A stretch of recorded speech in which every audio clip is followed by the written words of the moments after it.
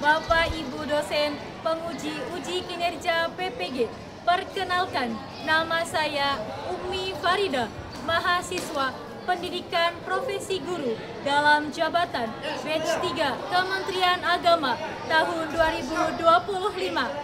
LPTK Institut Agama Islam Negeri Pontianak dengan nomor induk mahasiswa 225112927 akan melakukan uji kinerja di MTs Negeri 10 Cirebon kelas 8B mata pelajaran fikih dengan materi zakat fitrah. Terima kasih dan selamat menyaksikan. Assalamualaikum. Waalaikumsalam. Bagaimana kabarnya hari ini? Baik. Ada yang sakit? Tidak. Sudah bersih? Sudah rapi? Coba dicek ada sampahnya tidak di kolong mejanya? Tidak. Oh. Sudah rapi semua bersepatu? Sudah. Nah, sebelum kita mulai pelajaran, kita memulai dengan membaca doa. Yuk, boleh pimpin doa, silakan pimpin doa. Sebelum belajar, marilah kita membaca doa. Membaca doa, mulai. Bismillahirrahmanirrahim. Rabbi zidni ilma warzuqni fahma. Amin ya rabbal alamin. Oleh Allah Subhanahu wa Ta'ala. Amin. Amin. Baik, setelah itu sebelum kita melangkah ke materi pembelajaran, marilah kita menumbuhkan, membangun rasa cinta tanah air kita dengan kita menyanyikan dulu lagu Indonesia Raya. Semuanya dimohon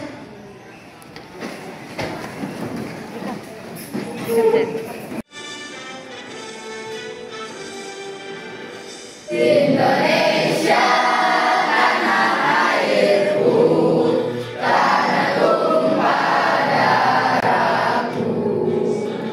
Di sana aku berdiri, jadi pandu ibuku. Indonesia kebangsaanku, bangsa dan tanah airku. Marilah kita berseru, Indonesia bersatu. Hiduplah tanahku, hiduplah negeriku, bangsaku, rakyatku semuanya. Bangunlah jiwanya, bangunlah badannya untuk Indonesia Raya. Indonesia Raya, merdeka, merdeka, tanahku, negeriku yang ku cinta. Indonesia Raya, merdeka, merdeka, hiduplah Indonesia Raya. Indonesia Raya, merdeka, merdeka, tanahku, negeriku yang ku cinta. Indonesia Raya, merdeka, merdeka, hiduplah Indonesia Raya. silakan duduk. Baik anak-anak, Ibu akan melakukan presensi mengecek kehadiran kalian. Abdul Gofur, Hadir. Aditya Anjaya. Hadir. Saya Ibu akan menumbuhkan rasa semangat kalian sebelum memulai pembelajaran, biar tidak ngantuk, biar tidak loyo, biar semangat dan fokus untuk belajar. Anak kelas 8B, apa kabarnya? Baik. Siapkah kalian untuk belajar? Siap. Semangat semuanya, dengan saksama. Anak kelas 8B semuanya Hebat. Oke, tepuk tangan untuk kita semua.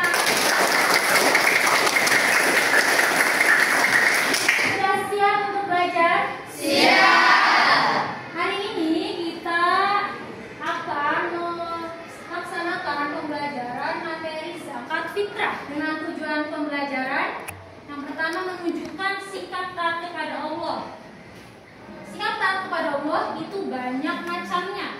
Salah satunya dengan membayar zakat. Yang kedua, memiliki pengalaman yang kuat tentang kewajiban mengeluarkan zakat fitrah. Tujuan pembelajaran yang ketiga yakni mengetahui hikmah mengeluarkan zakat fitrah. Dan tujuan pembelajaran keempat yaitu memiliki kemampuan mengeluarkan zakat fitrah. Nanti ada pembagian kelompok, lalu praktek bagaimana sih cara zakat fitrah itu, biar kalian semua mengetahui caranya, bukan hanya sekedar materinya saja, namun bisa mempraktek. Materi minggu lalu yakni tentang ketentuan zakat. Ada yang masih ingat apa arti zakat menurut bahasa? Oke, bagus. Ada lagi selain tumbuh? Apa lagi? Oke, pintar. Nah, materi minggu ini adalah materi zakat fitrah. Sudah di sini. Secara bahasa fitrah itu adalah suci. Fitrah, ada yang namanya fitrah? Fitrah adalah artinya bersih atau suci. Menurut istilah, zakat fitrah yaitu pemberian bahan makanan pokok kepada mustahik yang wajib dilakukan seorang muslim menjelang hari raya Idul Fitri dengan tujuan membersihkan jiwa dengan syarat dan rukun tertentu. Nah, di dalam zakat fitrah ada syarat sama rukunnya. Tidak masak pun diberikannya kepada mustahik, yaitu yang berhak menerima zakat. Tidak semuanya berhak, ada 8 asnaf atau 8 golongan. Mari bersama-sama membaca basmalah dulu, lalu kita membaca dalilnya. Bismillahirrahmanirrahim.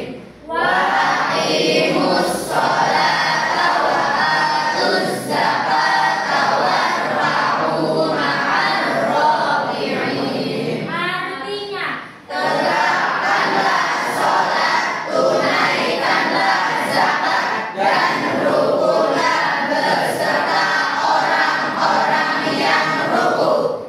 bagaimana sih syarat sama rukunnya? Rukun itu sesuatu yang harus terpenuhi. Ini rukun zakat fitrah sama seperti rukun zakat yang sudah Ibu jelaskan minggu kemarin, sama saja. Ada 4. Yang pertama, niat.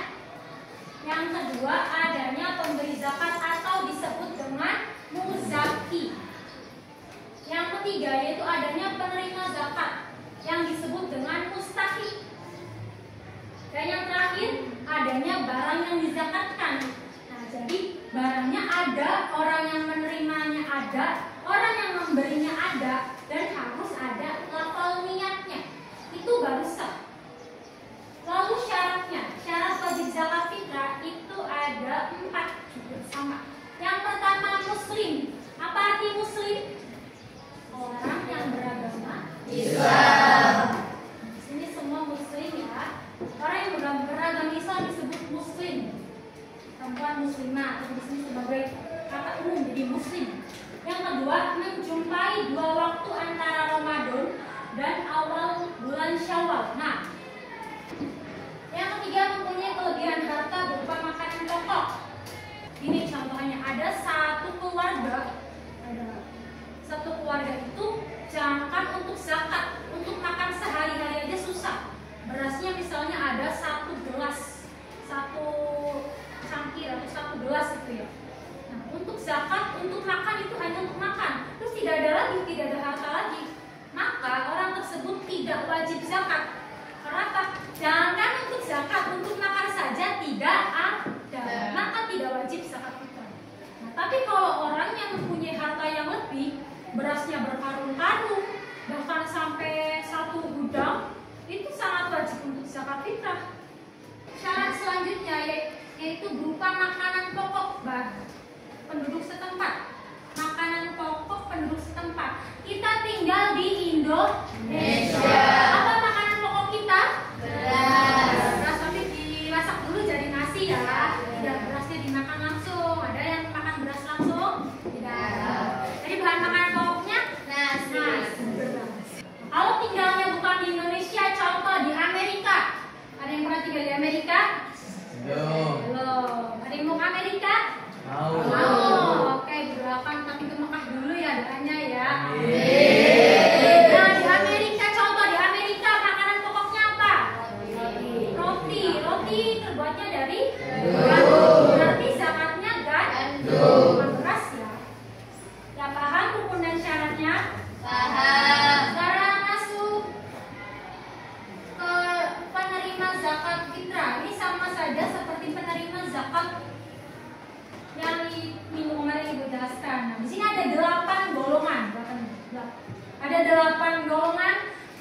zakat fitrah. Yang pertama fakir. Fakir itu yang hampir tidak memiliki apa-apa dalam hidupnya untuk memenuhi kebutuhan pokok hidupnya, itu hampir tidak ada, tapi masih ada untuk makan. Misalkan makannya sehari hanya 5.000, 10.000, jadi hampir tidak ada untuk makan sehari-hari. Yang kedua miskin. Nah, miskin ini memiliki harta tapi tidak cukup. Jadi cukup untuk makan, cuma tidak cukup untuk memenuhi kebutuhan lainnya. Makannya juga kadang berkurang. Kita sering menyebut istilah fakir miskin, kan? Sering. Fakir miskin, misalnya satu kali makan 10.000, 10.000 dikali 3 jadi 30.000. Bedanya apa? Gini konsepnya, kalau fakir itu hanya bisa memenuhi 10.000 saja, tapi kalau miskin itu bisa sampai 30.000 bahkan 20.000. Jadi agak mending miskin sama fakir. Semoga kita dijauhkan dari dua-duanya. Yang ketiga amil. Amil adalah panitia zakat. Coba kamu kalau malam takbiran atau malam hari raya Idul Fitri, ada namanya orang takbiran di musola atau masjid. Ada orang yang menerima berasnya, kan? Ada. Itu namanya amil, itu panitia zakatnya. Baru masuk Islam, orang yang baru masuk Islam itu termasuk berhak menerima zakat agar tauhidnya, imannya semakin kuat untuk melaksanakan ibadah-ibadah dalam Islam. Yang keempat, yang kelima yaitu rikob. Rikob atau budak atau hamba sahaya ini memerdekakan dirinya, seorang budak. Zaman sekarang itu sudah tidak ada budak ya. Kalau zaman dulu ada budak. Budak itu orang yang disuruh-suruh, orang yang dipekerjakan tapi tidak dikasih upah, malah disiksa. Namanya rikob. Untuk zaman sekarang tidak ada ya. Orang yang suruh-suruh, orang yang bekerja pasti mendapatkan gaji atau upah. Nah, dan dulu ada tuh disuruh jemur, disuruh pekerjaan berat-beratnya tapi tidak dikasih apa-apa, bahkan disiksa. Namanya boring. Nah, boring ini orang yang berhutang. Namun hutangnya itu untuk mempertahankan hidupnya, bukan hutang yang untuk foya-foya atau gaya hidup lainnya. Contoh, hutang untuk membeli iPhone yang baru rilis berapa tuh? 17. Nah, itu untuk syariat Islam bukan? Bukan. Kalau keperluannya untuk dakwah Islam, untuk memutus kehidupan, melanjutkan kehidupan, saking tidak ada untuk memenuhi makanan pokok sehari-hari, tidak apa-apa, termasuk boring. Tapi kalau hutangnya untuk foya-foya, hutang untuk membeli tiket konser yang seharga 3.500.000 itu tidak termasuk boring, karena hutangnya bukan untuk memenuhi kehidupan, tapi untuk memenuhi kesenangan. Selanjutnya fisabilillah, mereka yang berjuang di jalan Allah. Fisabilillah termasuknya ustaz, guru, yaitu fisabilillah. Kalian juga termasuk berjuang di jalan Allah, kan? Ibadah, sekolah di madrasah. Yang keempat, ibnu sabil, yaitu orang yang berada dalam perjalanan atau ibnu sabil. Ibnu sabil itu orang yang berada di perjalanan, tapi untuk sama tujuannya untuk ibadah, untuk ketaatan kepada Allah. Sekarang tata cara zakat fitrah. Yang pertama niat zakat fitrah ini untuk diri sendiri, ada untuk niat orang tua, untuk anaknya, untuk saudara, untuk kakaknya, adiknya. Nah, ini tata cara zakat fitrah. Pertama niat. Di sini Ibu jelaskan untuk niat zakat fitrah diri sendiri. Ibu akan membacakan, nanti kalian akan mengulangi ya. Dulu baru kalian. Nawaitu an ukhrija. Nawaitu an ukhrija Zakatal fitri. zakatal fitri An nafsi. an nafsi Fardholillahi ta'ala. fardholillahi ta'ala. Artinya bareng-bareng. Artinya Aku niat mengeluarkan zakat fitrah untuk diri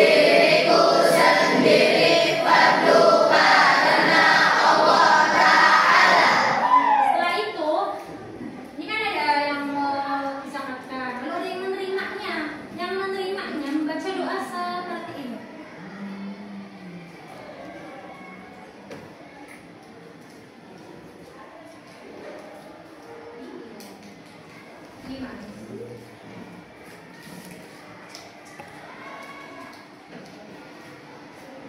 Sekarang tata cara zakat fitrah. Yang pertama niat zakat fitrah ini untuk diri sendiri ya. Ada untuk orang tua, untuk anaknya, untuk saudara, untuk kakaknya, adiknya.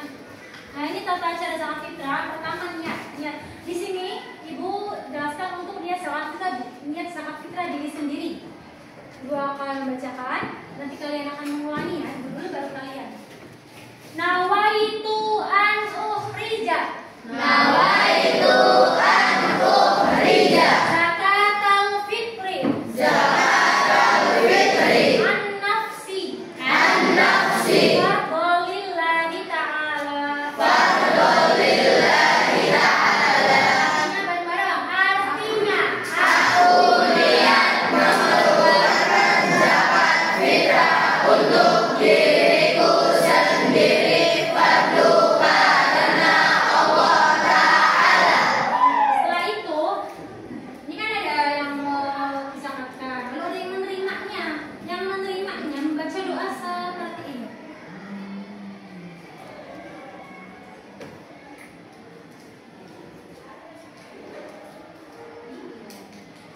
Gimana?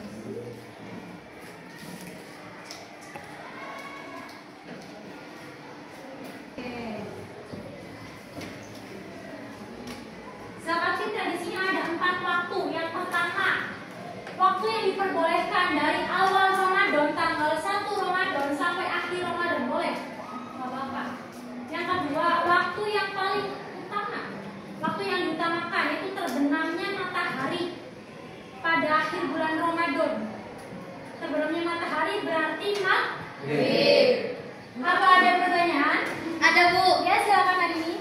bagaimana hukumnya orang yang meninggal pada malam takbiran? Apakah wajib untuk zakat? Oke, disimpan pertanyaannya ya. Apakah ada pertanyaan lagi? Saya Bu, Ya, silakan Harjun. bagaimana hukum zakat fitrah untuk anak 13 tahun?